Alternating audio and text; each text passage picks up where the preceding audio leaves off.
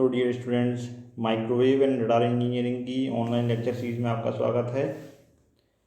आज हम basically unit 3 antenna and wave propagation के इंट्रोडक्शन की शुरुआत करेंगे। इससे पहले हम लोगों ने अपने लेक्चर सीरीज में देखा था यूनिट 1 और unit 2 basically microwave and microwave devices और वेव गाइड्स।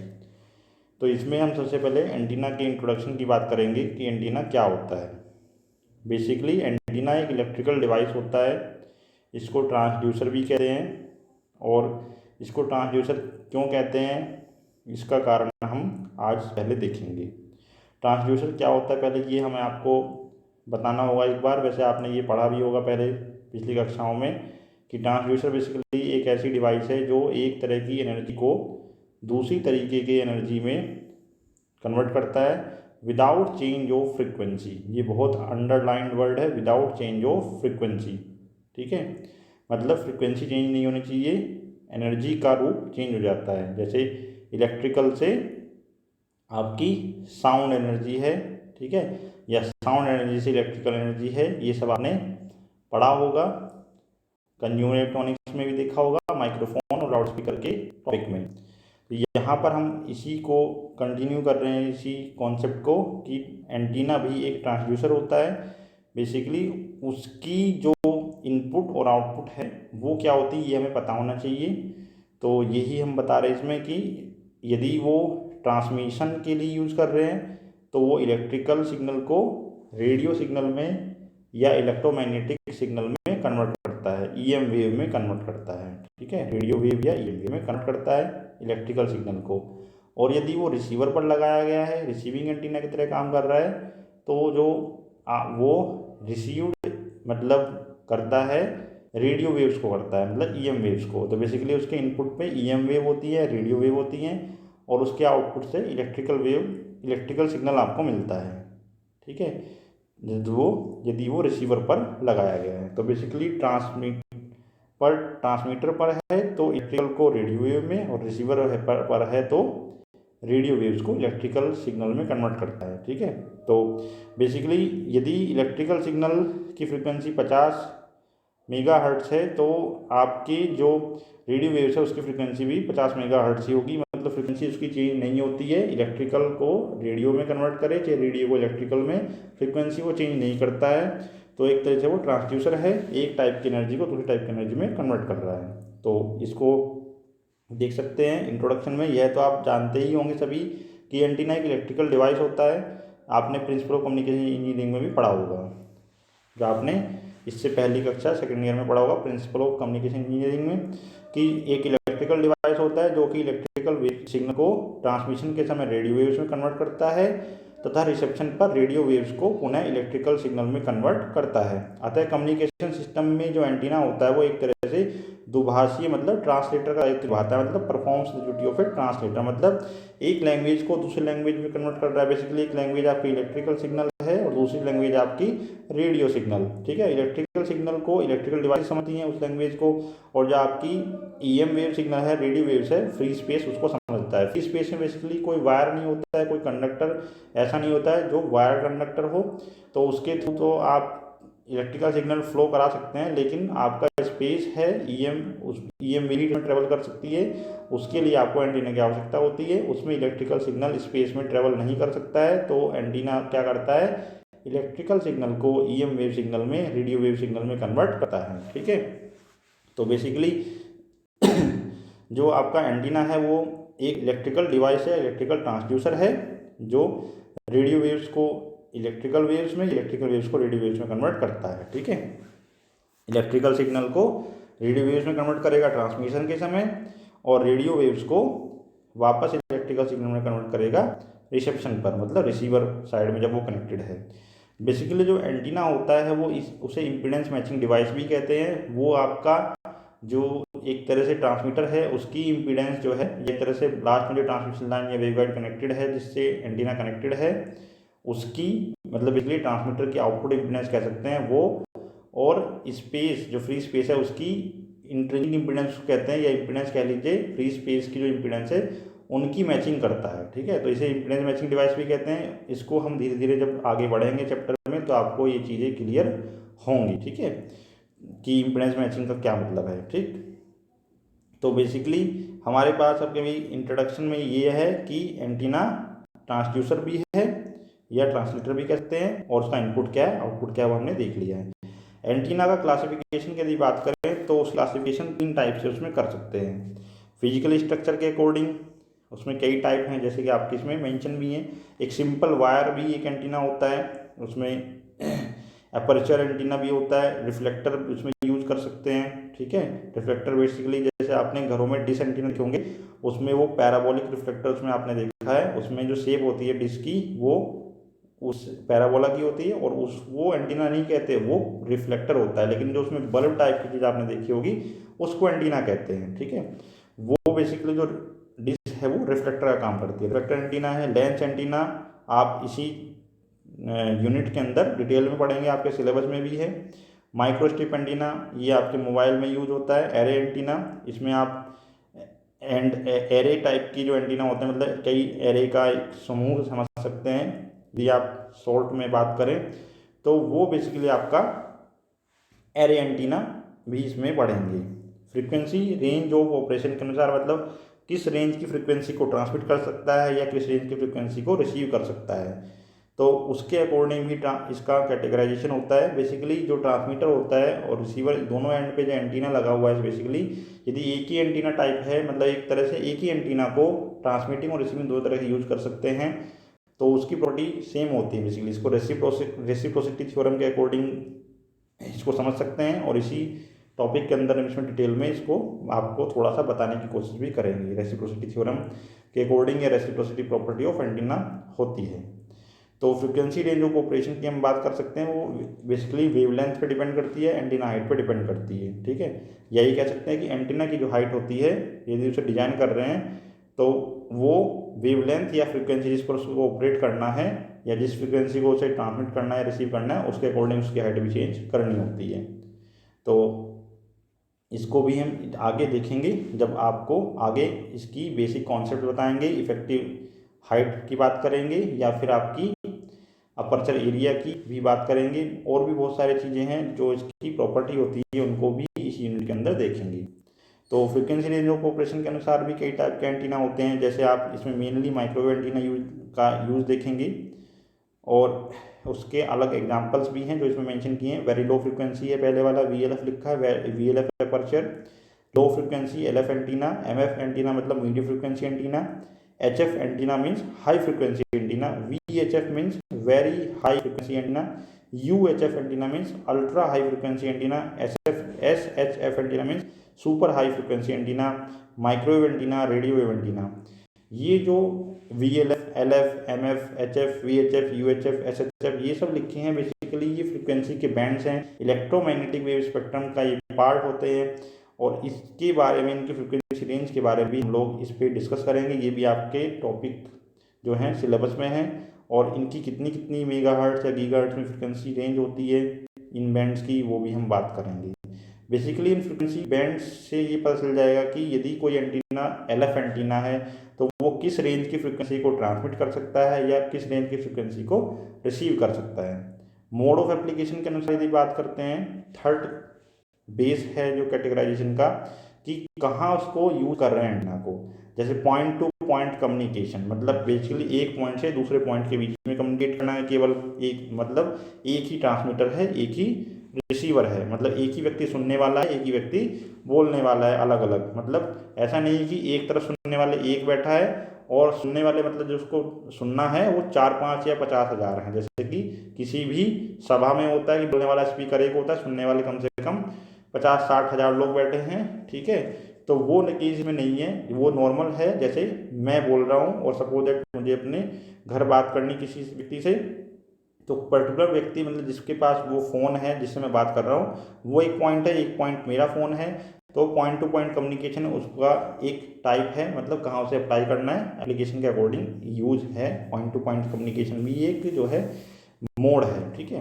दूसरा मोड है ब्रॉडकास्टिंग एप्लीकेशन एंटीना। बेसिकली आपको ट्रांसमीटर एक है, रिसीवर कई सारे हैं, एक से ज़्यादा हैं, तो वो ब्रॉडकास्टिंग टाइप की एप्लीकेशन है।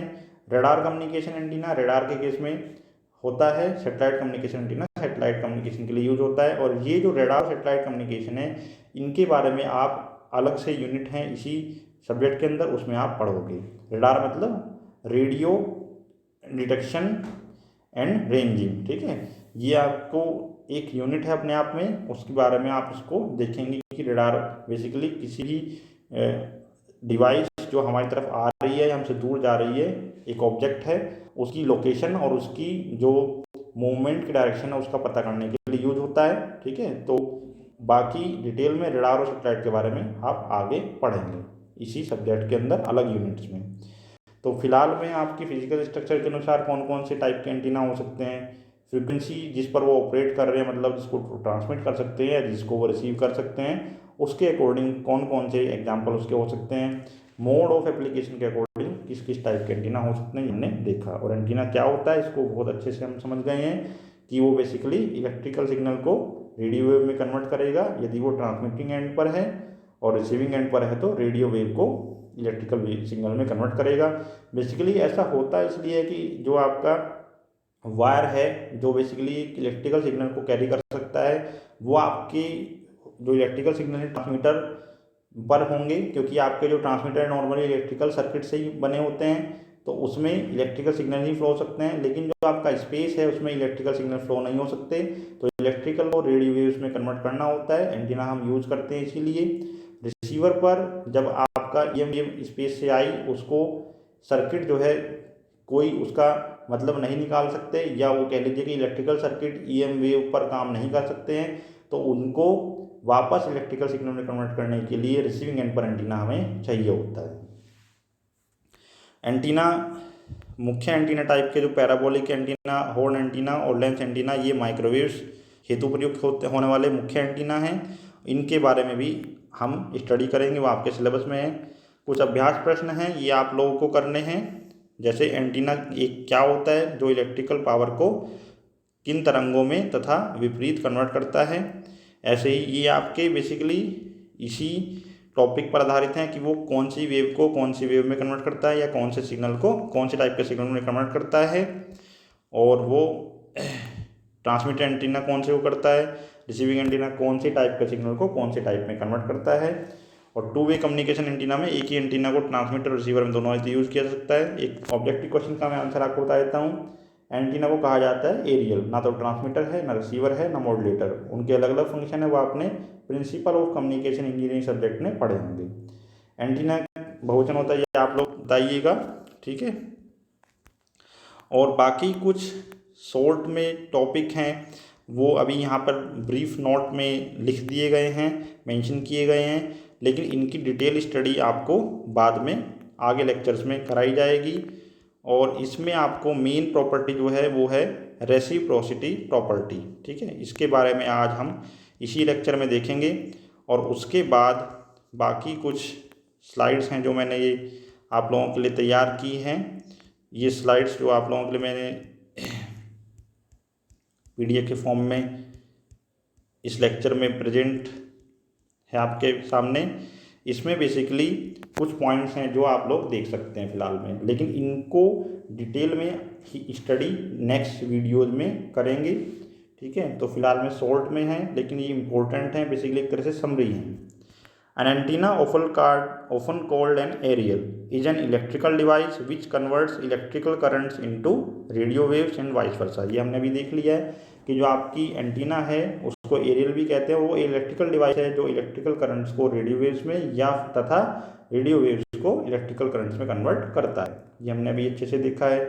It is usually use with transmitter और रिसीवर, ट्रांसमीटर या रिसीवर पर इसको यूज करते हैं। इन ट्रांसमिशन में क्या होगा, A transmitter applies an oscillating radio frequency electric current to the antenna's terminals, and the antenna radiates the energy from the current as electromagnetic waves or radio waves। इसका मतलब साफ है, ट्रांसमीटर के केस में जब देखते हैं तो एंटीना के टर्मिनल्स पर एक इलेक्ट्रिक करंट के कारण जो है बेसिकली ट्रांसमीटर जो अप्लाई करता है वो एंटीना के टर्मिनल्स पर एक इलेक्ट्रिक करंट अप्लाई करता है, और उसकी फ्रीक्वेंसी रेडियो फ्रीक्वेंसी के बराबर होगी, क्योंकि हमने भी कहा था कि एंटीना फ्रीक्वेंसी को चेंज नहीं करता है।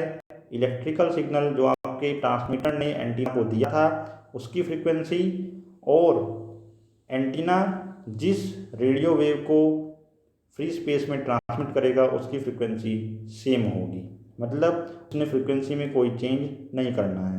In transmission a transmitter applies an oscillating radio frequency electric current to the antenna terminals. ये टर्म बहुत इंपॉर्टेंट है इसमें, oscillating radio frequency electric current, मतलब जो इलेक्ट्रिकल सिग्नल है आपका वोल्टेज या करंट जो एंटीना को दिया गया है to the antenna terminals by the transmitter, transmitter applied मतलब बाय द ट्रांसमीटर, जो आपकी इलेक्ट्रिक करंट है उसकी फ्रीक्वेंसी सेम होगी रेडियो फ्रीक्वेंसी के, जिस फ्रीक्वेंसी पे आपको बेसिकली सिग्नल ईएम वेव के फॉर्म में ट्रांसमिट करना है या एनर्जी को ईएम वेव में के फॉर्म में कन्वर्ट करना है उसकी फ्रीक्वेंसी के। And the antenna radiates the energy from the current as electromagnetic waves और रेडियो वेव्स, इसमें एक वर्ड आप एक्स्ट्रा ऐड कर सकते हो, ऑफ द सेम फ्रीक्वेंसी। ठीक है, मतलब एंटीना जो है जो ट्रांसमिटिंग एंड पर लगा हुआ है ट्रांसमीटर से करंट लेता है और उसकी फ्रीक्वेंसी के बराबर की फ्रीक्वेंसी के इलेक्ट्रोमैग्नेटिक वेव्स को रेडिएट कर देता है। ठीक है, तो antenna radiates the energy from the current as EM wave, electromagnetic wave और रेडियो वेव्स। ठीक, इन रिसेप्शन के केस में जस्ट उल्टा होगा, वो रेडियो वेव को लेगा और इलेक्ट्रिक करंट में कन्वर्ट कर देगा।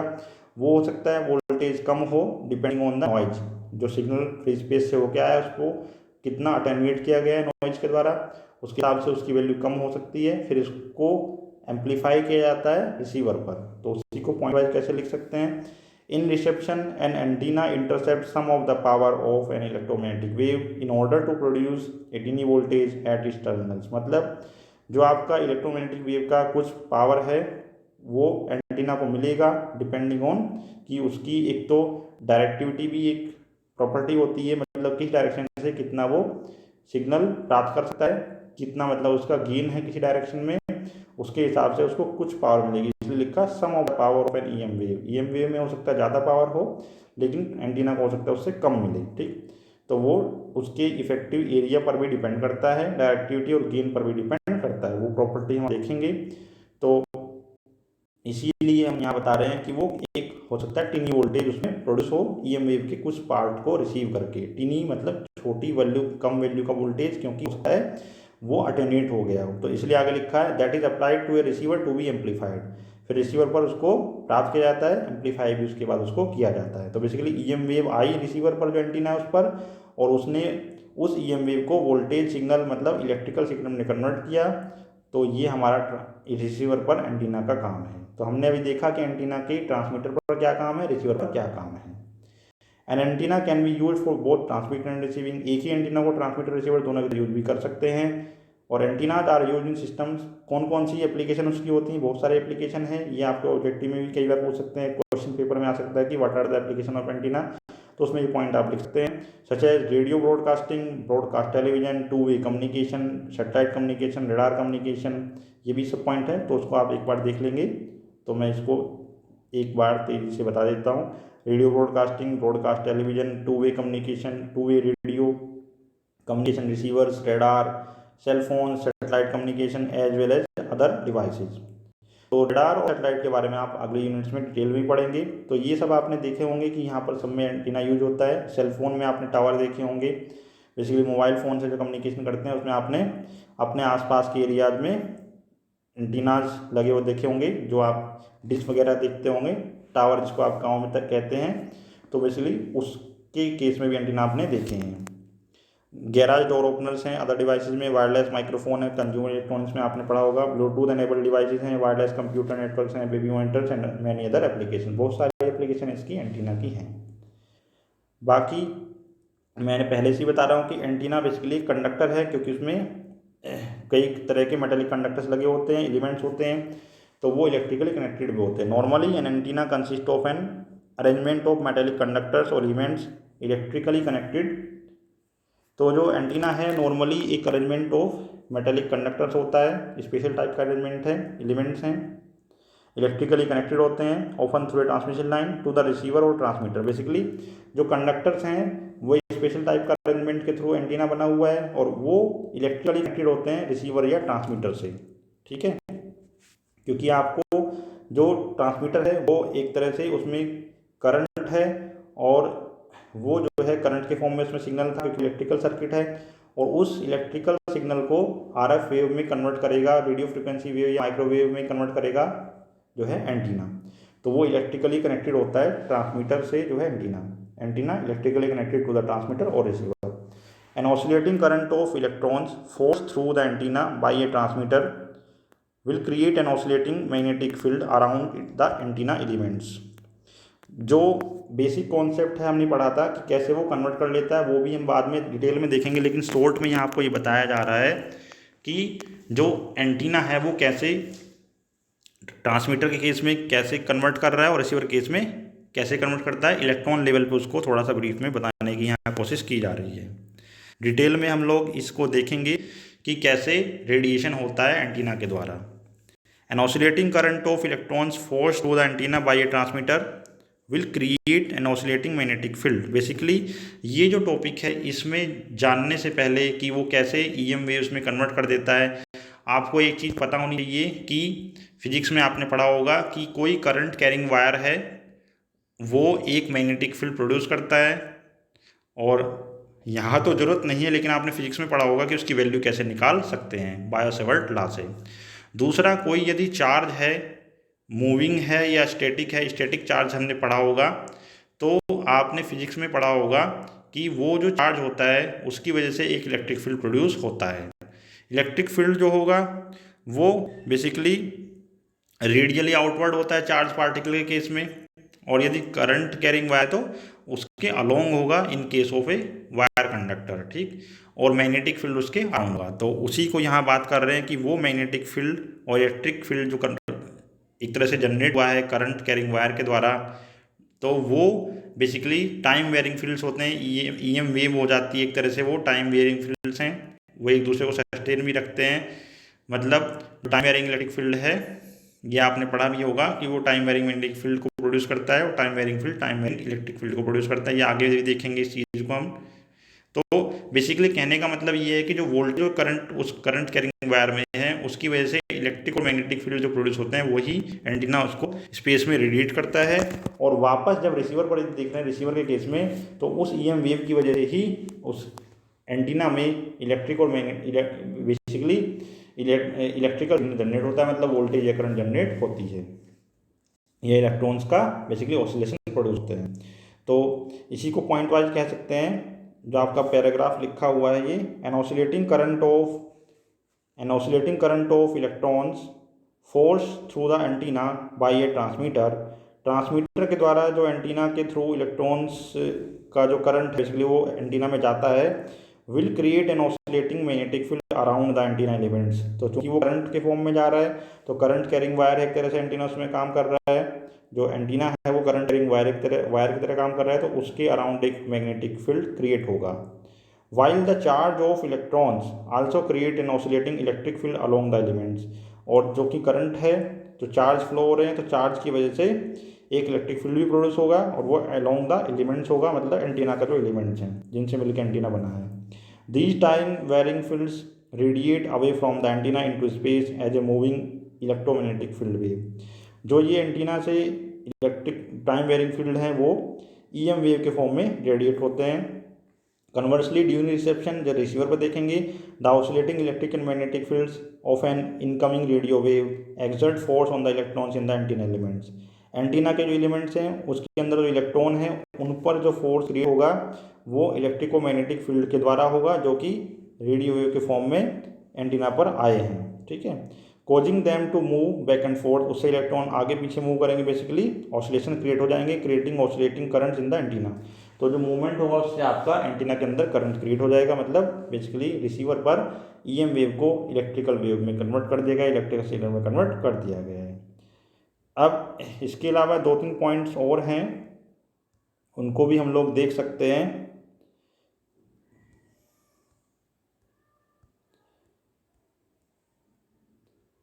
उसके बाद हम इसमें इसकी एक प्रॉपर्टी होती है रेसिप्रोसिटी प्रॉपर्टी, उसको भी पढ़ेंगे, और उसके बाद के जो टॉपिक हैं वो हम नेक्स्ट लेक्चर में स्टडी करेंगे, वीडियो लेक्चर में।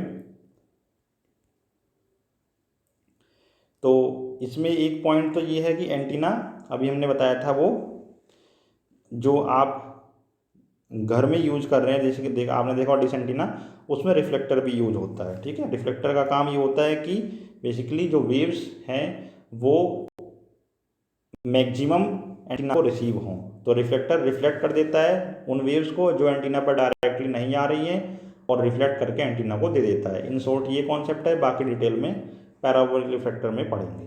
तो उसी को पॉइंट वाइज यहाँ पे लिखा हुआ है। Antennas may also contain reflective और directive elements. Antennas may also contain reflective or directive elements or surfaces not connected to the transmitter or receiver, such as parasitic elements, parabolic reflector और horns। तो मतलब उसमें parabolic reflector type का जो लगा हुआ है डिश में, जो आपने देखा होगा, वो बेसिकली एक डायरेक्शन देने का काम करता है। वो ट्रांसमीटर या रिसीवर से डायरेक्टली कनेक्टेड नहीं होता है। Which serve to direct the radio waves into a beam और other desired radiation pattern. Basically वो एक पर्टिकुलर रेडिएशन पैटर्न देने के लिए या एक किसी बीम में रेडियो वेव्स को एक दिशा देने के लिए काम करता है। Antennas can be design to transmit और receive radio waves in all direction equally. उसको ओमनी डायरेक्शन एंटीना कहेंगे। ये हम डिटेल में देखेंगे कि बेसिकली हम इसमें यहाँ केवल शॉर्ट में ये बता रहे हैं कि एंटीना जो ट्रांसमिट कर रहा है वो सभी डायरेक्शन में भी इक्वली ट्रांसमिट कर सकता है, या पर्टिकुलर किसी डायरेक्शन में भी हो सकता है कि केवल इसी डायरेक्शन में रिसीव करे और इसी डायरेक्शन से केवल इसी डायरेक्शन में ट्रांसमिट करे और केवल इसी डायरेक्शन से रिसीव करे। कोई इसकी एक पर्टिकुलर डायरेक्शन हो सकती है, जैसे कि थीटा बराबर 50 डिग्री जो है उसकी रेफरेंस एक्सिस से हो सकता है इस डायरेक्शन पर ही वो ट्रांसमिट करेगा और उसी डायरेक्शन से रिसीव करेगा, तो वो डायरेक्शनल एंटीना होगा। और यदि सभी डायरेक्शन से इक्वली रिसीव करेगा तो वो ओमनी डायरेक्शनल एंटीना होगा। एंटीनाज को उस तरह से डिजाइन किया जा सकता है कि टू ट्रांसमिट और receive radio waves in all directions equally, उसे ओमनी डायरेक्शनल एंटीना कहेंगे। और to transmit them in a beam in a particular direction and receive from that one direction only, directional और हाई गेन एंटीना वो होते हैं। बाकी इसकी थोड़ी सी आप हिस्ट्री की बात करें तो हेनरिच हर्ट्ज थे, जिनके नाम पर फ्रीक्वेंसी का मात्रक है, यूनिट है हर्ट्ज। उन्होंने 1888 में एक एक्सपेरिमेंट किया था। मैक्सवेल की इक्वेशन आपने इसमें देखी होंगी। मैक्सवेल के द्वारा जो थ्योरी दी गई थी कि ईएम वेव्स एग्जिस्ट करती हैं, उसको वेरीफाई करने के लिए हर्ट्ज ने 1888 में जो एक्सपेरिमेंट किया था उसके दौरान फर्स्ट एंटीना डेवलप हुए थे। वो बेसिकली आपके डाइपोल एंटीना कहलाए थे। ठीक है, उनकी जो खोज की थी, और उन्होंने डाइपोल एंटीना की बेसिकली एक्सपेरिमेंट के दौरान खोज की थी। मैक्सवेल के ईएम वेव थ्योरी को एग्जिस्ट करने को जो है वेरीफाई करने के लिए जो एक्सपेरिमेंट कर रहे थे उस दौरान। तो उसको पॉइंट वाइज लिख सकते हैं। The first antennas were built in 1888 by German physicist Heinrich Hertz in his pioneering experiments to prove the existence of electromagnetic waves. मतलब ईएम वेव की एग्जिस्टेंस के प्रूव करने के दौरान जो एक्सपेरिमेंट किया था उसके दौरान फर्स्ट एंटीना डेवलप हुआ था, बिल्ट हुआ था, जो थ्योरी प्रेडिक्टेड थी by the theory of James Clerk Maxwell, J C Maxwell. Hertz placed dipole antennas at the focal point of parabolic reflectors for both transmitting and receiving। Transmitter और receiver दोनों के लिए उन्होंने इसका एक्सपेरिमेंट किया था। एप्लीकेशन के अकॉर्डिंग देखें तो antennas according to their application and technology available, antennas generally fall in one of two categories. दो टाइप के होते हैं, ओमनी डायरेक्शनल और डायरेक्शनल। अभी देखा हमने ओमनी डायरेक्शनल क्या है, वो सभी डायरेक्शन में लगभग सेम रेडिएट करते हैं एनर्जी, और डायरेक्शनल किसी पर्टिकुलर डायरेक्शन में ही रेडिएट करते हैं। उसको पॉइंट वाइज आप पढ़ सकते हो, ये आप देख भी सकते हो, ये पीडीएफ भी आपको शेयर कर दी जाएगी। एग्जाम्पल उसका ओमनी डायरेक्शन एंटीना का है, वेरी कॉमन वर्टिकल एंटीना है। बाकी λ/4 मतलब जो आपकी वेवलेंथ है उसकी 1/4 हाइट का एंटीना होता है, जो नॉर्मल एंटीना यूज किया जाता है। डाइपोल एंटीना बेसिकली एक डायरेक्शनल एंटीना होता है। तो आप इसमें देख सकते हैं डाइपोल एंटीना जो है उसके अंदर आप लोग जब नेक्स्ट वीडियोज़ में, आने वाली वीडियोज़ में डाइपोल एंटीना के बारे में डिस्कस करेंगे तो उसकी लेंथ λ/2 के इक्वल होती है, लेकिन उसका रेडिएशन पैटर्न होता है वो अलोंग द एक्सिस में कहीं ना कहीं नल होते हैं, इसलिए उसको ओमनी डायरेक्शनल नहीं कह सकते, क्योंकि उसका गेन उसकी एक्सिस के अलोंग जो है वो 0 होता है, बाकी सब जगह लगभग सेम होता है। ठीक है, तो इसलिए लास्ट में लिखा हुआ है dipoles are typically oriented horizontally, in which case they are weakly directional. Signals are reasonably well radiated toward or received from all directions। सभी डायरेक्शन से लगभग बराबर रिसीव होते हैं या ट्रांसमिट होते हैं, with the exception of the direction along the conductor itself। लेकिन जो कंडक्टर की एक्सिस है उसके अलोंग एक्सेप्शन होता है, उसमें क्या होता है, this region is called the antenna blind cone और नल, मतलब उसमें उसकी रेडिएशन पैटर्न की वैल्यू जीरो होती है, मतलब जो आपकी रेडिएशन स्ट्रेंथ है, पावर ऑफ रेडिएशन है, वो बेसिकली जीरो होती है। Thank you. इससे आगे की टॉपिक्स आप अगले लेक्चर में वीडियो में देखेंगे।